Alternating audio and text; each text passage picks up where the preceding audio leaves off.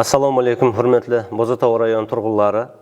Бүгін күнде жаңа Өзбекстанның рауажлану стратегиясы шеңберінде әмелге асырылып отырған реформалардың ең басты мақсаты инсан қадірі үшін принципі тикарында халықтың социалдық жәрдемге мұқтаж қатламларын системалы қолдап-қуатлаудан ібарат. Мемлекетімізде майыплы болған шахслардың жәмиетке интеграцияласуы, олардың сапалы медициналық һәм реабилитациялық қызметтерден пайдалану үшін бекем низамшылық базасы жаратылды. Соның ішінде Бозатау районы инсан социалдық қызметлер орайы тарапынан де бұл бағдарда мемлекеттік реформалардың орындалуын тәмінлеу һәм құраларға мәнзілі жәрдем көрсету бойынша сезілерлі дәрежеге ерісілді. Бүгін күнде районда әмелге асырылған жұмыслар һәм тараудағы ең соңғы низамшылық жаңалықтарын үш зәрур бағдарда таныстырып өтпекшімен. Бірінші, майыплықты белгілеу системасын ашық айдылығы һәм салыстырылуы. Өзбекстан Республикасы президентінің 2024 жыл 16 июльдегі майыплықты белгілеу системасын жетістіру бойынша қосымша іс-шаралары хақындағы ПХ 257 салы қарары тұрмысымызға кіріп келгеннен соң бұл жөнеліске бюрократиялық тосқындықтарға шек қойылды һәм майыплықты белгілеу процестері сезілерлі дәрежеде жеделдестірілді. Заманауи стандарт тикарында инсан факторы кемейтіріліп, система әділ жолға қойылды. Бүгін күнде Бозатау районында жәмі 688 бұқараға майыплық топарлары тасиқланған болып, олардың социалдық құрамлары төмендегіше. Бірінші топар майыплығы болған шахслар 78 бұқараны, екінші топар майыплығы болған шахслар 484 бұқараны, үшінші топар майыплығы болған шахслар 26 бұқараны құрайды. Бәрінен де айрықша диққат һәм қамқорлық орайында тұрған майыплығы болған балаларымыз саны 100-ді құрайды. Медициналық социалдық эксперт комиссиялар тарапынан алып барылған ізбез үйренулер, үйме жүру һәм тереңдестірілген медициналық көріклер нәтижесінде қазіргі дәуірде 49 бұқараға бірлемші майыплық топарлары әділ рәвіште белгіленді һәм олар мемлекеттік напақ һәм жеңілдіктерден қамтып алынды. Екіншіден, мұқтаж шахсларды протез, ортопедия масламалары һәм реабилитация қылудың техникалық құраллары менен тәмінлеу тәртібі хақында. Бұл бағдарда жұмыслардың құқығы тикарлары сипатында тәсілеп Өзбекстан Республикасы Министрлер Кабинетінің 2024 жыл 30 апрельдегі 253 салы қарары менен мұқтаж шахсларды протез, ортопедия масламалары һәм реабилитация қылудың техникалық құраллары менен тәмінлеу тәртібі хақындағы низам тасдиқланды.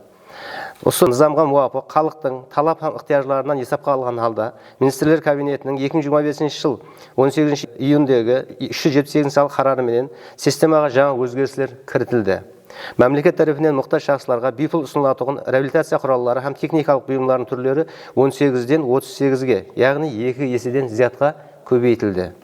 Тізімге жаңадан қосылған майыплығы бар шахслардың тұрмысын ғаресіз басқаруына жәрдем беретұғын заманауи һәм жоғары технологиялы бұйымлар қатарына төмендегілер кіреді.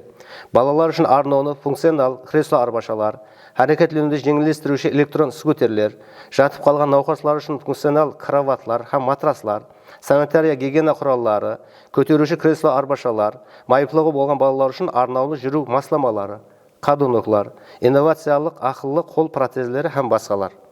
Бұл тарихи имканиятлар нәтижесінде Бозатау районында осы жыл басынан 93 мұқтаж шахс ең зәрур протез, ортопедия һәм реабилитация құраллары менен толық тәмінленді. Соның ішінде өз иелеріне тапсырған құраллары құрамы төмендегенді құрайды.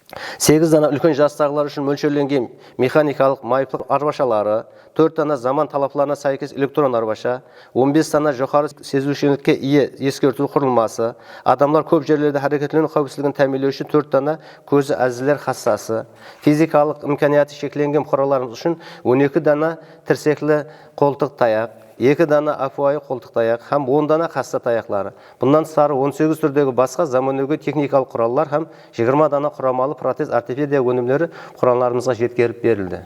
Үшіншіден, құраларымыз һәм кең жәмиетшілік арасында түсінбеушіліктер келіп шықпау үшін низамшылықтағы ең соңғы зәрур өзгеріске айрықша тоқтап өтпекшімен.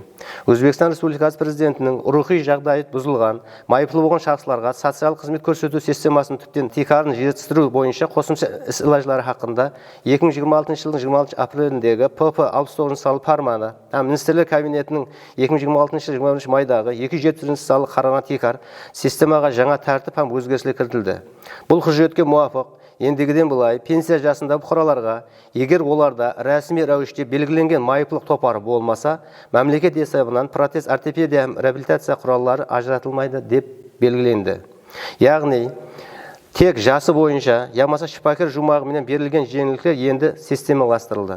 Пенсия жасындағы бұқараларымыз мемлекет тарапынан бюйпыл беріліп отырған протез ортопедия, реабилитация құралдары алулар үшін оларды заңды тәртіпте медициналық социалдық эксперт комиссиялары тарапынан тасдиқланған майыптылық топары болуы шарт деп белгіленбекте. Бұл өзгеріс мемлекет тарапынан ажыратылып отырған қаржылардың бұнан да мәнзілі, ашық айдын, анық хақиқи мұқтаждарға жетіп баруын тәмінлеу мақсатында әмелге асырылмақта.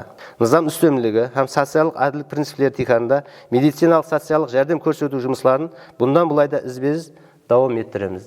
Диққатларыңыз үшін рахмет.